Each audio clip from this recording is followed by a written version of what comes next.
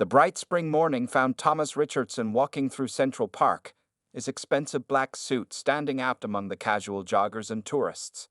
At 42, he carried himself with the confidence that came from building Richardson Technologies into a multi-billion-dollar empire. His morning walks were his only escape from endless meetings and business calls. That particular Tuesday morning, something caught his attention. Near the large fountain, a young black boy sat alone on a bench, focused intently on an old laptop. Thomas checked his Rolex watch, 10:30 a.m. The boy should have been in school. Thomas normally wouldn't get involved, but something about the boy's serious expression reminded him of himself at that age. Instead of calling the truancy office, he walked closer. The boy, who looked about 12, wore clean, but clearly worn clothes, a blue t-shirt, jeans with patches on the knees, and scuffed sneakers. "That's some serious concentration you got there," Thomas said, keeping his voice friendly. The boy jumped slightly, quickly closing his laptop. "I'm not causing any trouble, sir," the boy said politely, already gathering his things to leave. "I didn't say you were," Thomas replied, noticing the boy's intelligent eyes and careful way of speaking. "I'm just curious what's so interesting on that laptop that's better than school." The boy hesitated, then straightened his shoulders. "I'm teaching myself to code. School only offers basic computer classes, and I want to learn more." Thomas's eyebrows rose in surprise. He gestured to the empty space on the bench. "Mind if I sit?" When the boy nodded, Thomas introduced himself. "I'm Thomas. And you are?" "Marcus," the boy answered, still cautious but warming up slightly. "Marcus Johnson. So, Marcus, what kind of coding are you learning?" Marcus's face lit up, his earlier nervousness forgotten. "Python right now. I found some free online tutorials. I want to make apps someday, maybe games that can help kids learn math and science." Thomas listened as Marcus explained his ideas, impressed by the boy's knowledge and ambition. Here was a 12-year-old talking about coding concepts that some of his entry-level programmers struggled with. "Why aren't you learning this stuff at school?" Thomas asked, though he already suspected the answer. Marcus's excitement dimmed slightly. "My school doesn't have many computers, and the ones we have are really old. Plus," he hesitated, "some of the teachers don't expect kids like me to be interested in this stuff." "Kids like you? You know," Marcus shrugged, looking down at his worn sneakers. "Black kids from not-so-rich neighborhoods." Thomas felt a familiar anger rise in his chest. He faced his own prejudices in the business world, though he acknowledged his privileges had made his path easier than Marcus's. "Listen, Marcus," Thomas said seriously, "don't let anyone tell you what you can or can't be interested in. I run a technology company, and I can tell you that good ideas can come from anywhere." Marcus's eyes widened. "You run a tech company?" Thomas nodded, pulling out his business card. "Richardson Technologies. Ever heard of it?" "No way," Marcus exclaimed, his caution completely forgotten. "You guys made the Rich Tech tablet. My friend has one. The graphics processor is amazing." Thomas spent the next hour talking with Marcus, explaining basic business concepts and answering questions about technology. The boy's quick understanding and thoughtful questions impressed him more and more. As lunchtime approached, Thomas realized he'd missed 2 meetings, but for once, he didn't care. "Marcus, you should be in school," he said finally, "but I understand why you're out here learning on your own. How about we make a deal?" Marcus looked at him curiously. "If you promise to go back to school and keep up your grades, I'll meet with you once a week. We can talk about coding, and I'll show you some real-world applications of what you're learning." Marcus's face broke into a huge smile, but then uncertainty crept in. "Why would you want to help me?" Thomas surprised himself with his answer. "Because someone should have helped me when I was your age. Sometimes people just need a chance." As he watched Marcus pack up his laptop and head home, promising to be in school tomorrow, Thomas felt an unexpected warmth in his chest. Something about the boy touched him deeply, though he couldn't explain why. He had no way of knowing that this chance meeting would change both their lives forever. Looking at his phone full of missed calls, Thomas smiled. Sometimes the most important meetings weren't the ones on your calendar. Over the next few weeks, Thomas and Marcus's weekly meetings became something both looked forward to. They met every Thursday afternoon at the same bench in Central Park, after Marcus finished school. True to his word, Marcus hadn't skipped any more classes, and his grades were improving. On this particular Thursday, Thomas brought a surprise. He pulled out a brand new laptop from his leather briefcase. "This is for you," he said, watching Marcus's eyes grow wide. "It's the latest model we're developing at Richardson Technologies." Marcus stared at the sleek machine but didn't reach for it. "I can't accept this, Mr. Richardson. It's too expensive. My mom always says we don't take charity." Thomas admired the boy's pride. "It's not charity, Marcus. Think of it as a tool for your apprenticeship. Besides, I need someone to test it and give me honest feedback." Slowly, Marcus accepted the laptop, handling it like it was made of glass. "Thank you, sir. I promise I'll take good care of it." As they sat together, Thomas showed Marcus how to use some advanced programming software. He noticed how quickly the boy caught on, asking intelligent questions that sometimes even surprised him. "You know," Thomas said, watching Marcus work on a simple game he was creating, "you remind me of myself at your age. Always curious, always wanting to learn more." Marcus looked up from his screen. "Really? Were you poor too?" The direct question caught Thomas off guard. "Yes, I was. My mother raised me alone, working 2 jobs to keep food on the table. Just like my mom," Marcus said softly. "She works at the hospital during the day and cleans offices at night. I hardly see her sometimes." Thomas felt a strange tightness in his chest. "What about your father?" Marcus shrugged, trying to look unbothered. "Never met him. Mom doesn't talk about him much." They worked in silence for a while, but Thomas kept thinking about Marcus's mother. He never asked much about the boy's family before. "What's your mother's name?" Sarah Johnson.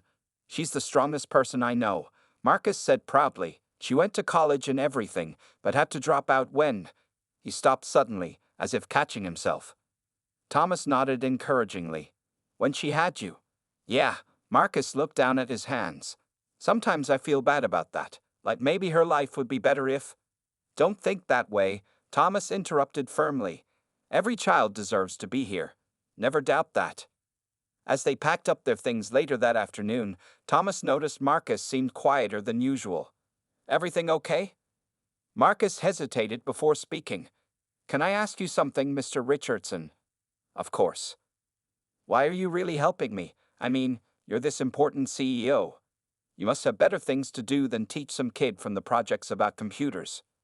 Thomas thought carefully before answering. He'd been asking himself the same question lately. "Sometimes people come into our lives for a reason, Marcus. I can't explain it, but teaching you has become the best part of my week." Marcus smiled, then did something unexpected. He hugged Thomas quickly before stepping back, looking embarrassed. "Sorry," he mumbled. "Don't be," Thomas said, touched by the boy's gesture. Same time next week? After Marcus left, Thomas sat alone on the bench, lost in thought. He pulled out his phone and opened his calendar app, counting backward about 12 years. Something about Marcus's age and his mother's story tugged at an old memory, but he couldn't quite place it. He thought about calling his assistant to run a background check on Sarah Johnson, but stopped himself. Whatever his growing feelings for Marcus were, he had to respect boundaries. Still, he couldn't shake the feeling that there was more to this connection than just mentorship. That evening, as Thomas sat in his luxurious penthouse apartment overlooking the city, he found himself looking at old photos on his phone. He stopped at one from his college days, showing a younger version of himself at a campus party. Something about the date made him pause. Before he could follow that thought, his phone rang with an urgent business call. Thomas pushed the nagging feeling aside and answered the phone, unaware that the truth about his connection to Marcus was closer than he realized. Across the city, in a small apartment, Marcus excitedly showed his mother his new laptop, not noticing how she froze when she saw the Richardson Technologies logo. Sarah Johnson couldn't sleep that night.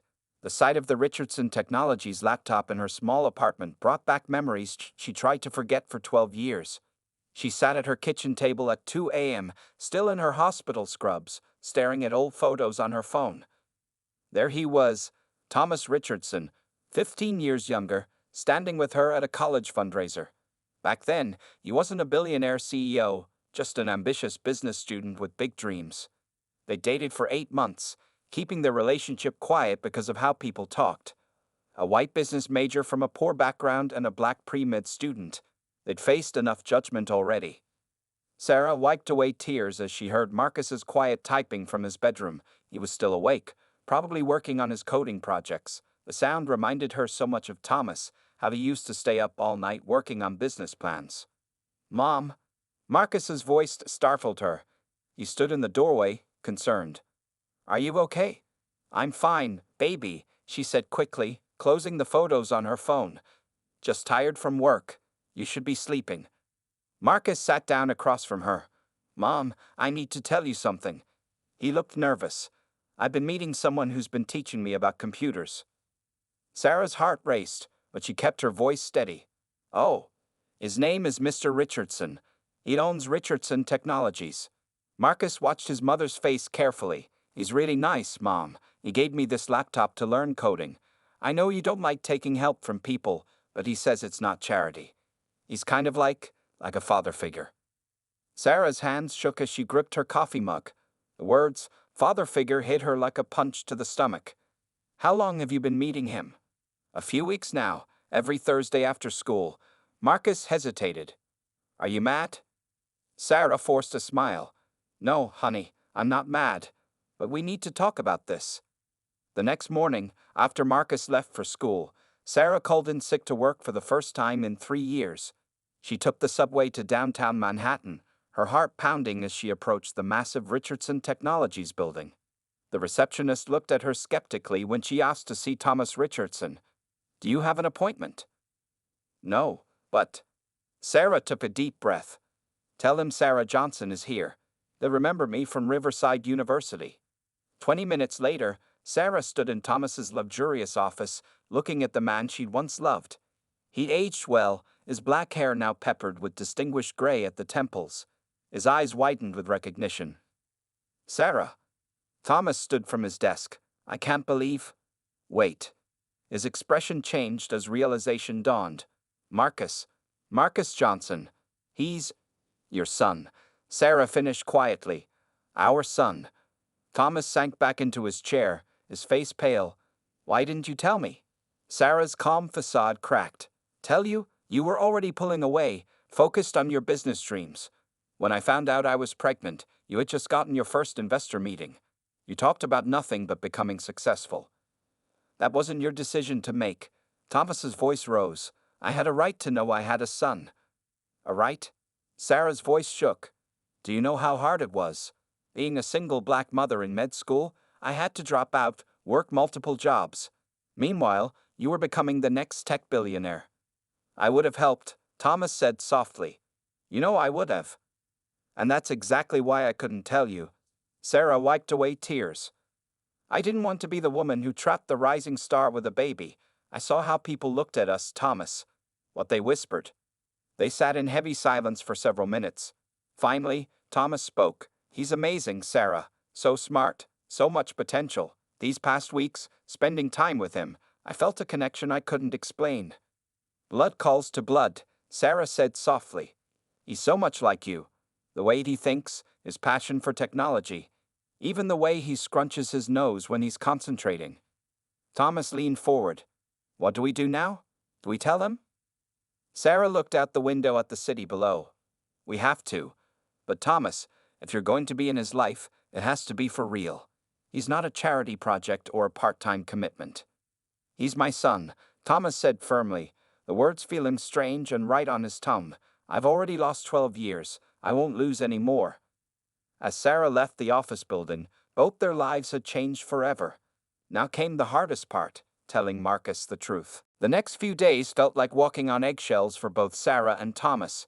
Neither had told Marcus the truth yet, but the weight of their secret made every interaction heavy with unspoken words. Thomas canceled their usual Thursday meeting, sending Marcus a brief message about an important business trip. Marcus sat in his room that Thursday afternoon, staring at his laptop screen, but not really seeing it. Something felt off. His mother had been acting strange ever since he told her about Mr. Richardson. She jumped whenever her phone rang and spent long moments just watching Marcus when she thought he wasn't looking. At Richardson Technologies, Thomas wasn't doing much better. He sat in his corner office, ignoring a stack of contracts that needed his attention.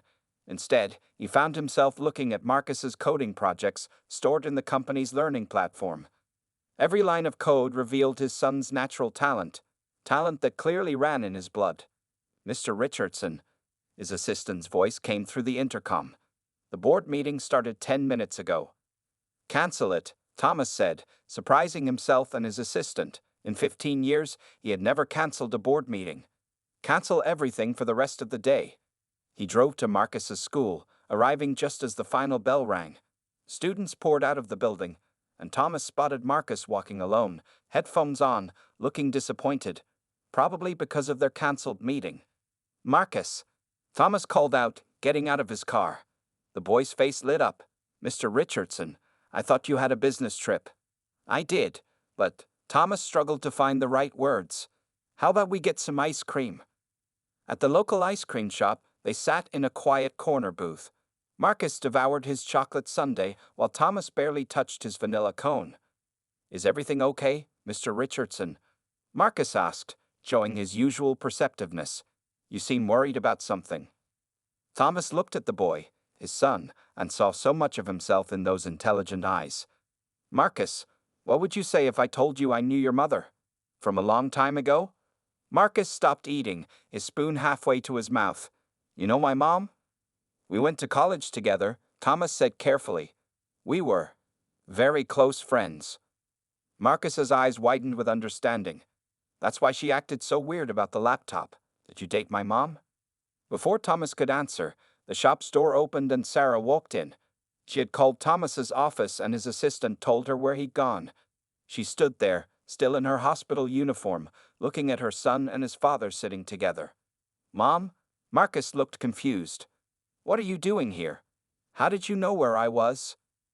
Sarah joined them in the booth, her hands trembling slightly. Baby, we need to talk. All three of us. What's going on? Marcus looked between the two adults, his ice cream forgotten. Sarah reached for her son's hand. Remember how you always asked about your father, about who he was and why he wasn't around? Marcus nodded slowly, his eyes darting to Thomas, a mix of hope and fear crossing his face. The truth is, Sarah continued, her voice shaking, your father was someone I loved very much in college. We were young, and life was complicated. When I found out I was pregnant with you, I made a choice that wasn't fair to either of you. Mr. Richardson is. Marcus couldn't finish the sentence. I'm your father, Marcus, Thomas said softly. I just found out myself a few days ago. The ice cream shop seemed to freeze in time. Marcus sat perfectly still, processing the news. His hands gripped the edge of the table so hard his knuckles turned white. All this time, he finally whispered, when we were meeting in the park, talking about computers. You didn't know? No, Thomas answered honestly. But Marcus, every moment we spent together, every conversation we had, that connection was real. I felt it from the first day. Marcus stood up suddenly, his chair scraping loudly against the floor. I need some air. Marcus, wait. Sarah called, but their son was already running out the door. Thomas and Sarah exchanged worried looks before rushing after him. They found him sitting on a bench outside, tears streaming down his face. Why didn't you tell me? He asked his mother, his voice breaking. All these years, I thought he didn't want me. Sarah knelt in front of her son, taking his hands in hers. I thought I was protecting both of you. I was wrong, baby. I was so wrong. Thomas sat beside Marcus, careful to give him space. We can't change the past, he said gently. But if you'll let me, I'd like to be part of your future, really be your father, not just your mentor. Marcus looked between his parents, 12 years of questions and longing reflecting in his eyes. The truth was out now, but what came next would change all their lives forever. A month had passed since the revelation at the ice cream shop. The Richardson Technologies charity event was in full swing, with hundreds of guests filling the company's grand lobby. Marcus stood backstage, nervously adjusting his new navy blue suit, a gift from Thomas. You'll do great, Thomas assured him, straightening Marcus's tie. They had spent weeks preparing for this moment. Marcus was going to present his educational gaming app to potential investors and the press. Sarah watched from the side, her eyes misty. She'd taken the night off from both jobs to be here, wearing a beautiful dress Thomas had insisted on buying her. The past month had been a roller coaster of emotions for all of them. What if they don't like it? Marcus whispered, looking at the crowd through the curtain. What if they think I only got this chance because you're my son? Thomas finished. The word son still felt new on his tongue, but it filled him with pride every time he said it. Marcus, I've been in business for 15 years. Your app is better than projects I've seen from developers twice your age. The presenter on stage announced. And now, please welcome Marcus Johnson, the 12-year-old developer of MathQuest Heroes. As Marcus walked onto the stage, the whispers started immediately. Everyone knew the story by now, how the billionaire CEO had discovered his long-lost son. Some tabloids had been cruel, suggesting Sarah had planned it all, while others painted Thomas as a neglectful father who only cared when his son proved useful. But Marcus held his head high, just like Thomas had taught him. He stood at the podium, took a deep breath, and began his presentation. When I was younger, he started, his voice clear and strong, I struggled with math. Many of my friends did too. We couldn't afford tutors, and sometimes the textbooks were outdated. That's why I created MathQuest Heroes. The large screen behind him lit up with his game. The graphics were simple but engaging, showing animated characters solving math problems through exciting adventures. Each correct answer helped the hero save their village from dragons and monsters. The game adapts to each student's level, Marcus explained, demonstrating the features. It makes learning fun, and best of all, it's free, because every kid deserves a chance to learn, no matter where they come from. Thomas felt his chest swell with pride. They'd had long discussions about making the app free, with Thomas offering to cover all the development costs. Marcus had insisted on this approach, wanting to help kids like himself. The audience was captivated. Marcus handled the technical questions with ease, showing an understanding that impressed even the veteran developers in the room. When he demonstrated how the game could be played in multiple languages, the crowd burst into applause. After the presentation, reporters swarmed around them. Mr. Richardson, how does it feel to discover your son is following in your tech footsteps? Before Thomas could answer, Marcus spoke up. Actually, I'd like to answer that. The reporters turned their microphones to him, surprised. Mr. Richardson, my father, didn't know about me for most of my life. That wasn't his fault. But when he found me, he didn't just see a kid who needed help. He saw someone with potential, even before he knew I was his son. Sarah stepped forward, putting her hand on Marcus's shoulder. A photographer snapped a picture of the three of them together, the powerful CEO, the hard-working nurse, and their brilliant son. It would appear in newspapers the next day, but none of them cared about that. Later that night, in Thomas's office, Marcus sat between his parents on the leather couch. His game was still running on the presentation screen, the characters dancing in victory after solving a particularly tough problem. I'm sorry I ran away that day at the ice cream shop, Marcus said quietly. I was just scared that everything would change. Things did change, Sarah said, squeezing his hand. But maybe for the better. Marcus nodded, looking at Thomas. Dad? The word still felt new, but right. Can we still have our Thursday meetings in the park sometimes? Even though I know now. Thomas pulled his son close. Every Thursday, he promised. Some things don't need to change. Outside the office windows, the city lights twinkled like stars. Three people who had been strangers just months ago were now learning to be a family, proving that it's never too late for new beginnings. The success of Marcus's app presentation brought unexpected challenges. 2 weeks after the event, Thomas sat in his office, angrily scrolling through online articles. Some business blogs questioned whether a 12-year-old could really create such advanced code. Others suggested Thomas had orchestrated the whole thing as a publicity stunt. His phone buzzed, a text from Sarah. We need to talk. Marcus came home crying today. Thomas immediately left his office, canceling his remaining meetings. He found Sarah and Marcus in their apartment, where Sarah had just returned from her hospital shift. Marcus sat at the kitchen table, his usual confidence replaced by slumped shoulders. What happened? Thomas asked, sitting beside his son. Some kids at school. Marcus wiped his eyes, embarrassed to cry in front of his father. They said I'm not really your son. That Mom and I are just after your money. And one teacher asked if I cheated on my coding project because someone like me couldn't do that level of work. Thomas felt a familiar anger rise in his chest. He'd faced similar prejudices early in his career, though he acknowledged his privileges had made his path easier. But seeing his son face these challenges hurt more than anything he'd experienced. "Marcus, look at me," Thomas said firmly.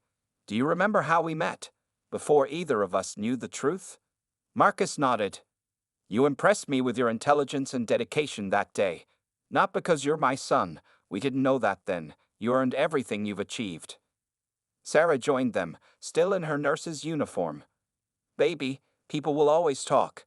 But you have something they don't: talent and two parents who love you." "But what if they're right?" Marcus looked at Thomas. "Maybe you only like my app because I'm your son." Thomas pulled out his laptop. "Let's prove them wrong." He opened Marcus's code and began explaining it to Sarah. "See these algorithms? They're college-level work. The way he structured the learning progression. That's why 3 school districts have already asked about implementing it." Marcus perked up. "Really? Schools want to use my game?" "Yes, and that's why we need to address these rumors head-on." Thomas looked thoughtful. "What if we did a live coding demonstration? You could show everyone exactly how you built the app." "Like a YouTube live stream?" Marcus asked, his enthusiasm returning. "Even better," Thomas smiled. "We'll host it at the Richardson Technologies Auditorium. Invite the press, your teachers, your classmates. Let them see you work in real time." Sarah looked concerned. "Are you sure that's not too much pressure?" "Mom, I can do it," Marcus said with renewed confidence. "I want to show them what I can do." The next week, the auditorium was packed. Marcus sat on stage with 3 large screens behind him, showing his coding process in real time. He began creating a new feature for his app, explaining each step as he worked. Teachers who had doubted him watched in amazement as their student demonstrated advanced programming concepts. Classmates who had teased him sat silent, some taking notes. Even tech reporters nodded approvingly. During the Q&A session, a student raised his hand. "Isn't your dad helping you behind the scenes?" Thomas stood up from his seat. "Actually, Marcus has been teaching me some things about educational gaming. My expertise is in business software. The learning algorithms in his game, those are all his." Another hand rose, the teacher who had accused Marcus of cheating. I owe you an apology, Marcus. Your work is extraordinary." Marcus smiled, but his voice was serious. "Thank you. But maybe next time, don't assume someone can't do something because of how they look or where they come from." After the event, the family celebrated at their favorite pizza place. Marcus was back to his usual self, excitedly talking about new features he wanted to add to his app. "You handled that perfectly," Thomas said proudly. "Standing up for yourself while staying professional, that's not easy." Sarah reached across the table, squeezing her son's hand. "You're changing minds, baby. Not just about yourself, but about what young people of color can achieve." "I just want to make good games," Marcus shrugged. "But if it helps other kids like me believe in themselves, that's even better." Thomas watched his son and his former love talking animatedly about the future. The scandal had tried to tear them apart, but instead, it had made their unusual family stronger. Sometimes, he realized, the best way to fight prejudice was simply to succeed. 3 months into their new family dynamic, everyone was still adjusting. Thomas had bought a new apartment in the same building where Sarah and Marcus lived, taking the penthouse on the top floor. He wanted to be close to his son while respecting Sarah's independence. One Wednesday evening, Thomas hosted their first family dinner in his new home. Marcus explored the huge apartment with wide eyes, while Sarah stood awkwardly in the expensive kitchen, insisting on helping prepare the meal despite Thomas's private chef. "Mom, Dad," Marcus called from the study, "come look at this." They found him staring at a wall of framed newspaper articles.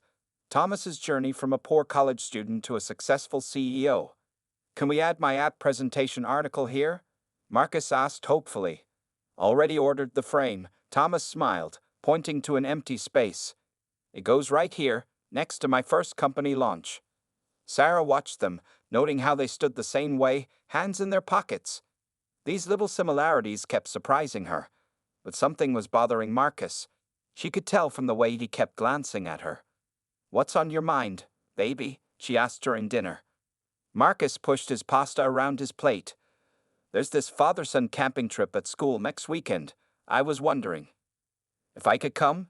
Thomas finished, looking eager. Actually, Marcus took a deep breath. I was hoping both of you could come. I know it's supposed to be just fathers, but Mom's been both parents to me for so long. It wouldn't feel right without her. Sarah and Thomas exchanged surprised looks. Honey, that's a special time for you and your father, Sarah started. But you're part of this too, Mom, Marcus insisted. Some kids at school have two dads or two moms. Why can't I have both of you there? Thomas set down his fork.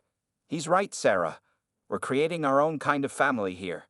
Traditional rules don't have to apply. That weekend, they were the talk of the camping trip. The billionaire CEO, the nurse, and their son setting up a tent together. Some parents whispered, but most were won over by how normal they seemed. Thomas struggled with the tent poles while Sarah expertly set up their campsite, sharing stories about her Girl Scout days.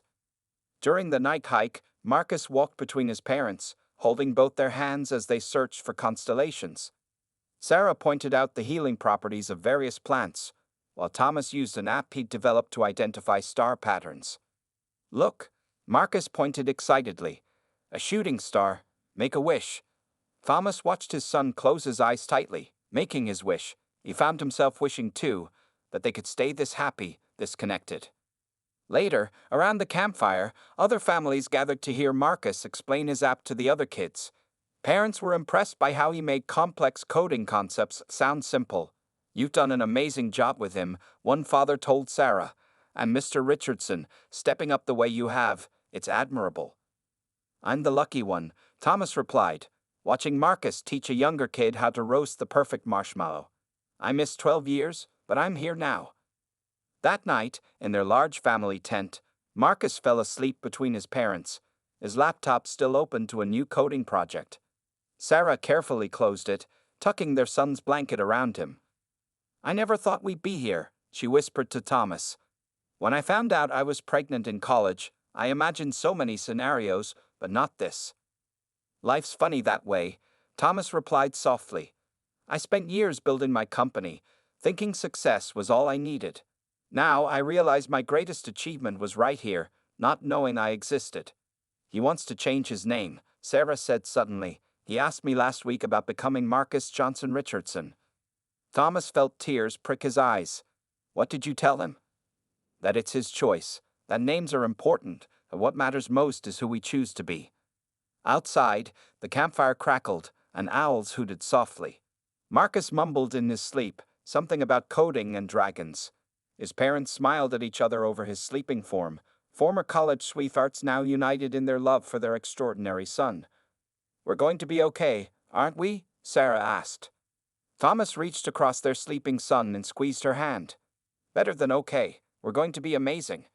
In the peaceful darkness of the tent, surrounded by nature and family, they'd all slept soundly, knowing that sometimes the best families are the ones we build ourselves, one moment at a time. The morning Marcus officially became Marcus Johnson Richardson started with a small ceremony at the courthouse. 6 months had passed since Thomas discovered he had a son, and now they were making it official in every way possible. Thomas wore his best suit, Sarah chose an elegant blue dress, and Marcus proudly wore the new blazer he'd picked out himself. After signing the papers, they stepped outside into the bright autumn sunshine, where reporters waited with cameras. Mr. Richardson, how does it feel to legally acknowledge your son? One reporter called out. Before Thomas could answer, a commotion broke out nearby. An older black woman was rushing toward them, tears streaming down her face. Sarah? Baby girl, is it really you? Sarah froze. Mama? Marcus stared at the woman, his grandmother, whom he'd never met. Sarah had cut ties with her family years ago when they criticized her for being a single mother and dropping out of medical school. I saw you all in the papers, Sarah's mother explained, catching her breath. My grandson, all this time. She looked at Thomas uncertainly. And you're his father? Thomas stepped forward, extending his hand. Yes, ma'am. Thomas Richardson, I'm sorry we're meeting under these circumstances. The older woman ignored his hand and instead pulled him into a tight hug, surprising everyone. Thank you, she whispered, for giving my daughter and grandson the life they deserve. Mama. Sarah's voice shook. We've had a good life all along. I worked hard to make sure Marcus had everything he needed. I know that now, her mother said softly. I was wrong, Sarah. Seeing you in those articles, how successful Marcus is, how you've raised him, I'm so proud of you. Marcus, who had been quiet until now, stepped forward. Are you really my grandmother? The woman's eyes filled with fresh tears. Yes, baby, and I have so many years to make up for, if you'll let me. Thomas watched the scene unfold, thinking about his own mother who had passed away before she could meet her grandson. He placed a gentle hand on Sarah's shoulder. Why don't we all go to lunch? There's a lot to celebrate today. At the restaurant, Marcus sat between his newly discovered grandmother and his father, peppered with questions about his app and his coding projects. Sarah's mother, whose name was Dorothy, couldn't stop marveling at how much Marcus looked like both his parents. He has your determination, Sarah, Dorothy observed. And your mind for business, Thomas. But that heart of his, that's all his own. As they ate, Thomas noticed Marcus growing quieter, a sign that something was bothering him. What's on your mind, son? Marcus looked around the table at his now expanded family. I wish we hadn't lost so much time. All of us. Sarah reached across the table to hold her son's hand. Sometimes people need time to grow, to learn from their mistakes. What matters is that we're here now. And we have so much to look forward to, Thomas added. Speaking of which, he pulled out an envelope and handed it to Marcus. I was going to wait, but now seems like the perfect time. Marcus opened it to find papers for a new educational foundation, the Johnson Richardson Youth Technology Initiative. What is this? Your app inspired it, Thomas explained. The foundation will provide free coding education and computers to underprivileged kids. And, he smiled, we'd like you to be on the board of directors. Me? Marcus's eyes widened. But I'm just a kid. A kid who created an educational app that's now in 50 schools, Sarah reminded him. Who better to understand what young people need? Dorothy wiped away tears. My grandson, a director at 12 years old. 13 next month, Marcus corrected proudly. Does this mean I get my own office? Everyone laughed, the sound of joy filling the restaurant. Thomas looked around the table, at his son, who had changed his life in ways he never expected, at Sarah, whose strength and love had shaped Marcus into an amazing young man, at Dorothy, who had found the courage to admit her mistakes and ask for forgiveness. Their unusual family kept growing, healing old wounds and building new bridges. As Marcus excitedly discussed his plans for the foundation, Thomas realized that sometimes the best things in life come from unexpected meetings in the park, from choices we didn't know would change everything, from second chances we never knew we needed.